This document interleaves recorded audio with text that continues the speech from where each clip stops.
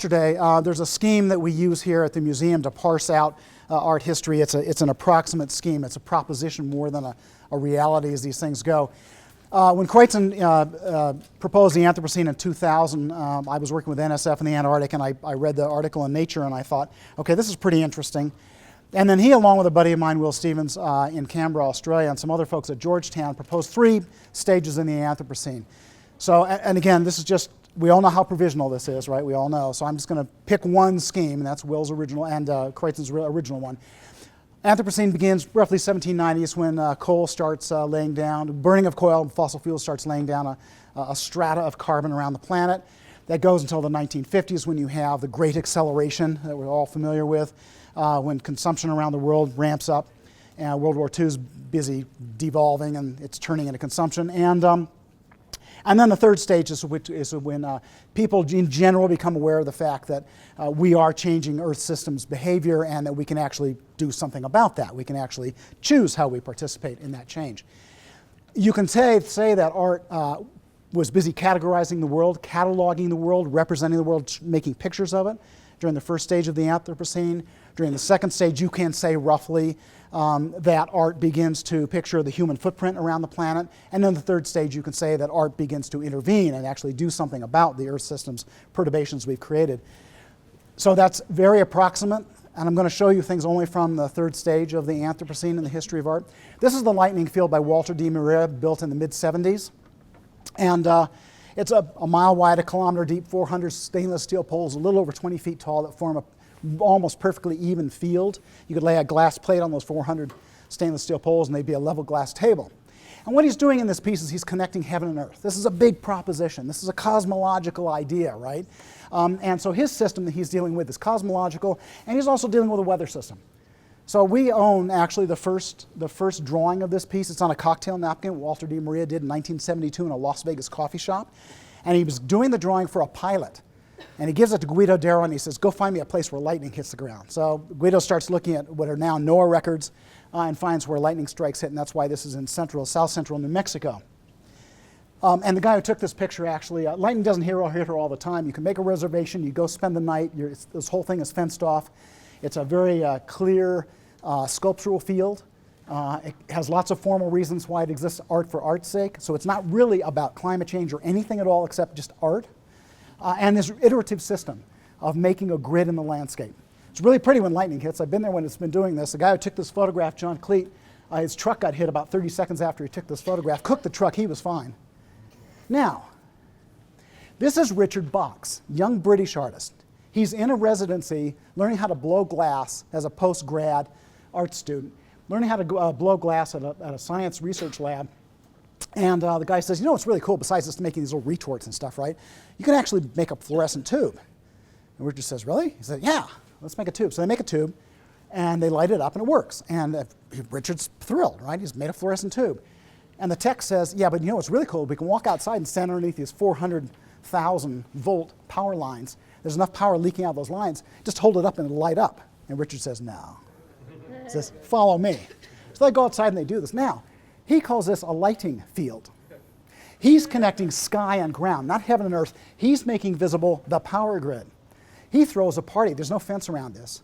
He goes out and buys, I can't remember, 2,999 more tubes. And he throws a party and invites people to come and have a picnic.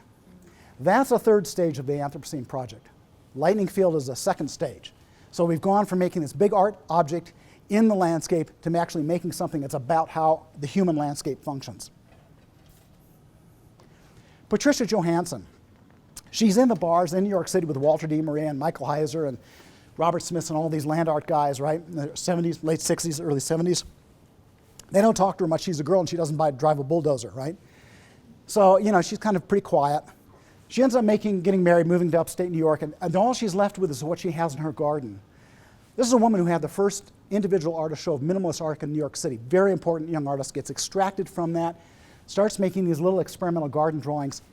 This is where she's taken a couple of snakes that are endemic to the property up there, and she's saying, if I turn those into water channels, I wonder if I could purify water in my garden. Just about 100 of these drawings commissioned by Better Homes and Gardens. They were never published in the magazine. Harvard published a 2-volume set of them about 4 years ago. She's now moving more dirt than all the land art guys. This is a tertiary wastewater treatment plant in Petaluma, California. Patricia's taken the form of a head of a mouse that's, again, endangered and endemic to that region in that wetland, turned this into a beautiful park that's used by everybody in town. Everybody walks their dog out there. All the schools go out there. The biodiversity in this land is now higher than it was simply before, when it was simply a wetland. That's art that walks in the world. This vocabulary comes from Helen and Newton Harrison. They're the grandparents of this thing, right? It's really important that they're here in the room, because these are big, important projects. This is art that walks in the world. This is the kind of stuff we collect here at the museum. Only one of only 2 pictures I've ever taken that doesn't have a blade of grass in it. One was in the Antarctic, the South Pole. This is the Atacama Desert, Alto Patache. So it's northern Atacama Desert, no rain in recorded history. Only source of fresh water for people who live along the coast on the other side of these mountains down here is either the fresh water they pipe in from the mines in central Atacama, or this fog that comes in every evening, generates off the Humboldt Current. At the foot of this little cliff down here, there's a midden of abalone shells that archaeologists had discovered, anthropologists and archaeologists. And it's because the people who live down here on the coast, that's a long way down, right, 1,500 meters or so, would walk up here dragging their abalone shells in a bag, right? Why were they there? Because fog was condensing on that cliff and making fresh water. The scientists a few years ago said, well, we can make fog condense on little screens, right? What happens if we do that? They do that and stuff starts to grow. There's viable seeds in the ground there. Now, collectors like this is one that I built with some students from Santiago, at the Catholic University in Santiago. These kinds of structures have been built by scientists before, and people have done this as a way of drinking clouds. I mean, it's done in Israel, it's done in Himalaya. And the villagers actually had one of these that produced enough water that they could grow vegetables for the first time and actually export them to other towns up and down the coast. But they let it go because it was ugly. Didn't like it. Didn't look modern. Nobody wanted it around, right? So architects from Santiago started coming in, and Argentina started coming in and looking at how can we make structures that are interesting and even more effective, right? This is, basically functioning like an airplane wing, so it drags the air over faster and wrings more water out of the clouds. And eventually these guys design a fog garden. It's a village of structures to drink clouds, and it collects water to make individual things grow on site, and it collects water to go into troughs and be shipped down to the villages. The villagers like this because it has an aesthetic component. You can have a technology of sustainability. If you don't have a culture of sustainability, if you don't have beauty, it won't get adopted, it won't get used, and it won't get maintained. That's one of our archives. Beautiful exhibition. This is right outside of Reno here. This is a coal-fired power plant.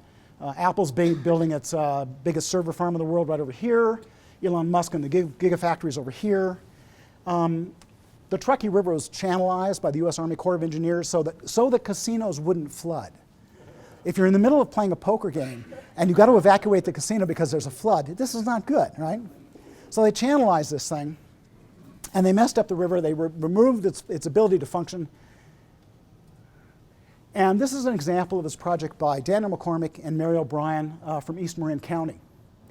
They'll come into an eroded stream bank like this, measure it, design a sculpture to be woven by the community, with school kids, with business groups, plant that thing, live stake it to the ground.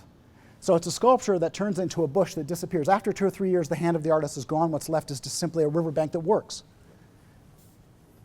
This is a project they just completed south of here on the Carson River, and it's in a slough where basically floodwaters come up, and what they want to do is they want to slow down the waters, trap the silt, provide habitat, and make a sculpture that the community actually built. So this is a lovely project that just was finished. We've collected the archive from this. Another view of it. Art that walks in the world. Come on, speak to me. Okay, there we go. This is some art by the guy who's downstairs, Larry Mitchell, who'll be with us for dinner tonight. And in fact, this painting is in the show downstairs. Larry's going to these islands, and over time he's realizing that the roots of the mangroves and the other trees are being exposed by erosion. And he's realizing that there's a saltwater incursion into this island that's killing off all the plants on the island. And the people can't rebuild these structures anymore. There's only so much wood on this little island, and cyclones that used to come every 3 years now come 3 times a year.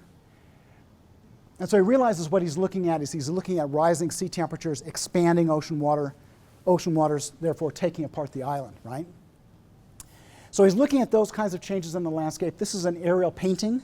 It's not a photograph, a painting of an Indonesian village that's an illegal, it's doing all sorts of things that are illegal. It's illegal hardwood harvesting, building out these long jetties to put in shrimp farms that are screwing up the local ecosystem and marine ecology. He's a terrific painter. He's basically an 18th century painter. He's basically William Hodges with Captain Cook going around the South Pacific, right? None of the technologies of representation or of dealing with art in the world have replaced one another. Photography didn't replace painting. It was just added another layer on top of it. Installation art didn't stop people taking photographs. It just added another layer on top of it.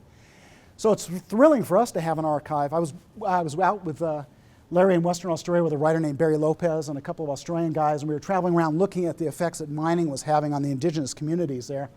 And I said to Larry, I said, God, it'd be great to have a chart and a photograph and some sketches or whatever. And he said, oh, no worries, mate, I'll figure out something. Two years later, this crate arrives on Sarah's desk, right? It's about the size of a VW bug.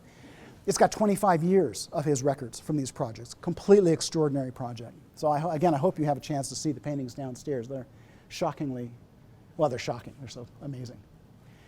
John Reed, Australia. Australia National University started the Art and Ecology program. Now, John is taking some students out to an endangered forest. It's endangered because there's a logging company that wants to come log it. This is one of those remnant forests when Gondwana land existed, right? So it shares, species with the Antarctic and South Africa and South America, and it's a beautiful forest called Monga. And he's taking his students out there to photograph it, and he accidentally captures on film what at first he thought was a kind of a photographic artifact, and it's a blurred figure of something swimming underwater in a little cave in a stream. So he thinks about that for a while, and he goes back and he sets up his camera with a remote control. It's motion activated, and he captures figures of what he calls the fishman, the last undiscovered hominid on the planet. He does that for about 2 years. He catches all of these. He never sees it in person, very strange, but he always manages to catch an image of this thing swimming by. Then he calls a press conference at the Australia National University, ANU. Australia is a country of the size of the United States with only 22 million people. It's only got a couple of major media outlets. They all show up, right? And he dresses very formally, and he gives basically a 19th century natural history lecture. And he says, I have made an artistic discovery. It is not a scientific discovery. It is an artistic discovery of the last unknown hominid. It lives in Monga. We have to save the forest because this hominid is incredibly valuable. This is something that we need to know about. We can't tear down these trees. We're going to kill the fishman. The reporters are going like, okay, Bigfoot, Yeti, where do we put this thing, right? But they all write stories about it. And John Reed starts receiving correspondence from around the country, including from Aboriginal people who say, I've seen the fishman. We own in the archive the 50-foot long cable release that he used to photograph himself nude while he was swimming in the river, right? It got turned into a national park. It worked. It was an art project, a performance piece that helped create a national park, right? That's art that, well, in this case, swims in the world, right? So we work a lot in Australia. We work in several countries around the world pretty extensively in a region we call the Greater West that goes from Alaska to Patagonia to Australia, and I'll describe that to you if you're interested. But I've been working up here by a place called Lake Gregory, and it's an art and science project run by an Australian painter named Mandy Martin and her husband Guy Fitzharding, a conservationist and rancher. It's the only ranch I know. It looks like Ireland has eucalyptus trees and parrots, right? And it's a nature preserve. This is Lake Gregory. It's a terminal desert lake. Water flows in, nothing flows out. This is Sturt Creek, which feeds into this thing on an intermittent basis. About 150 Aboriginal people live here. It's a desperately poor community, stressed by 8,000 feral horses running around this lake and trampling all of the burrows of the marsupials, among other problems, right? Also a huge infestation of, parasites in the fish there because of that. It's also a site where the single oldest worked artifact in Australia has been unearthed so far, a 45,000-year-old stone core worked.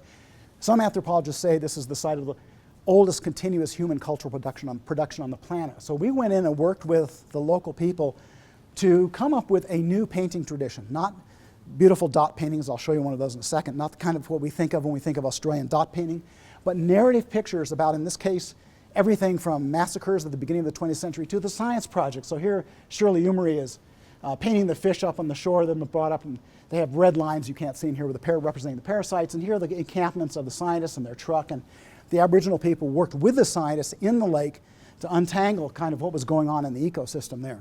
And then they formed a ranger group out of that. Here are the rangers. So the artists had been working with the Aboriginal women for a while to get them to paint stories, paint fire scars, paint flood plains and so forth. And the artist, one of the artists drew a map of Sturt Creek that flows into the lake, and they said, ladies, should we sit down and paint a story about Sturt Creek, right?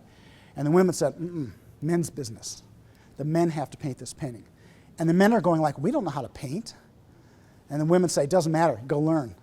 So they are sitting in that gully below that archaeological site where that core was taken, and they are beginning to paint the Dreamtime story of Sturt Creek, which has never been painted before. It's only been told orally from generation to generation. Here's the finished painting. All of this work is in our archive. All of it, from the archaeological records through to this finished Dreamtime painting. It's a gorgeous painting.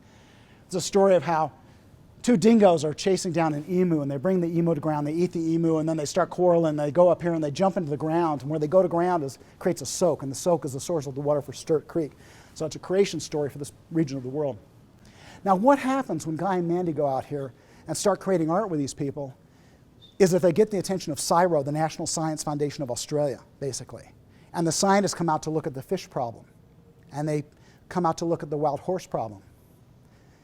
The government ends up paying to cull, not kill off, but cull the horse herd, so it's down to a manageable, sustainable level. The marsupials come back, the parasites disappear, and the community is left with a functioning art center. So they can actually sell something to us white folk, right, Cartia, right? So they've got a way of making a bit of money in the process. Now there's a completely realized successful social project, art and science, right? And lastly, we're going to launch a satellite. So the guy over here, Trevor Paglen, took this photograph of the Dugway Proving Grounds, right? Trevor got his reputation, he was getting a PhD in geography at UC Berkeley, but he's also got an art degree, and Trevor was taking these long-range photographs of secret military installations. That's Dugway, you can't go to. It's where they incinerate bad things and also test bad things. And so I got known for doing that work, famous enough that we'd buy a photograph for our altered landscape photography collection. And then he did things like he photographed all the tail fins on the CIA rendition planes and published a catalog of them. He's trying to make the invisible visible.